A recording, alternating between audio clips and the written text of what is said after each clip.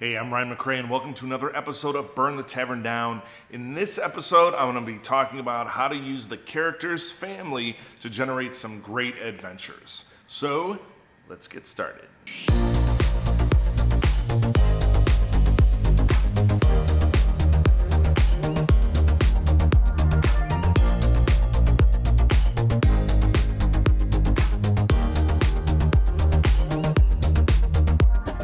Okay, so when it comes to family, a lot of your characters are going to have a great reason to react if something goes wrong in their family. Now, from a dungeon master perspective, this might seem a little railroady, like, oh no, the family member's in danger and we have to go help them. I do get that point, but the family member in danger or involving a family member can be part of a broader adventure just to add some motivation for those players to get moving. It's not to force their hand, but it is an adventure hook that can help. So, coming in at number one when it comes to family is one of the family members is in a lot of debt, and they are coming to the character for help. Now, the reasons that they got into debt could be gambling, a land deal gone wrong, more gambling, a lot of gambling. It could be a lot of reasons they're in debt, but there's something shady going on, and the characters need to maybe help this family member out. And there could be a lot of different ways to solve that. They go after the loan shark, or another one is paying it off. Two, if there's a lot of debt where even the adventurers can't cover it, more of a low-level adventure situation, then they've got to get to work. They could go after the loan shark and see what's going on in that situation. There could be something shady. They could simply be murder for hire, or they could be dungeon delvers and try to get the funds to pay off this debt that's going on with the family member. Now, the family member could be a great NPC that joins them. They could be terrible, or this could be a setup. Maybe this family member is in on a bigger scheme or bigger scam on the characters, and they might find that out later. But if you've had any family members who you've loaned money to and it wasn't a good deal, this could be your time to pull from that experience. Now, coming in number two, the character has inherited a large piece of land. Maybe there's a house on it, something, but they received notice that this land now belongs to them. There are a ton of adventures you could do with inherited land. You could put a mine on there that orcs or dwarves or someone's been using forever, and now it's coming to your possession. Oops. Are you going to boot them? Are you going to split the profits? Maybe there's some diplomacy in this. And I think you can see what's coming. Maybe there's a house on there. The characters explore it. What is up? It is haunted AF, and the characters have to deal with that.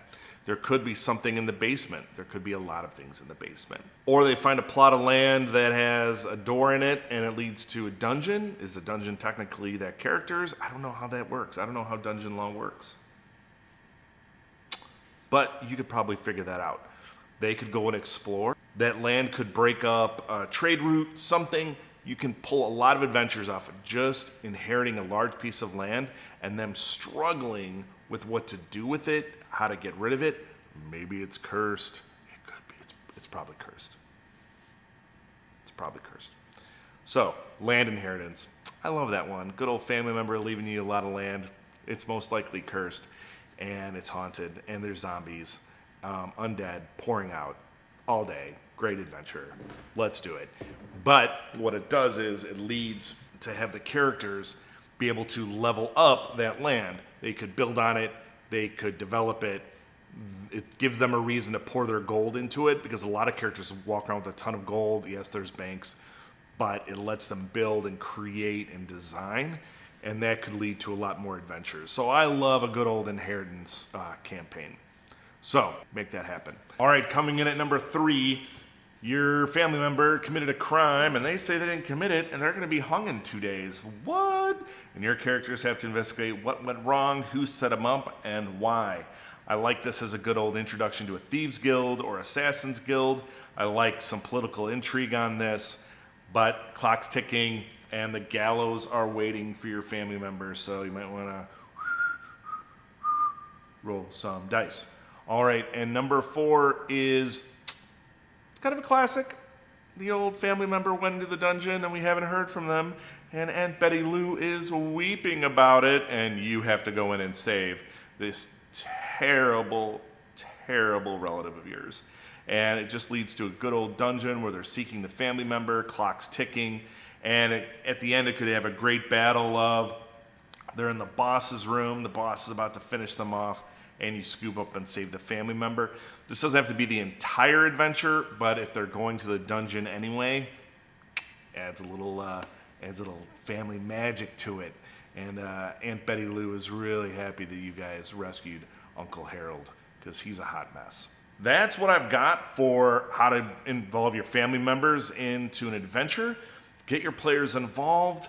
Now, if they're running the old, I'm an orphan and no one loves me and that's why I went into the adventuring world. Yeah, they don't have any family members, but someone in your crew has to have a family member. Make it happen, and if not, it's a family friend. I know that line. Why do they go the orphan route anytime? Every time. So many orphans in the Dungeons & Dragons world. Adventurers can have both parents. It doesn't always have to be Batman. It doesn't always have to be Batman.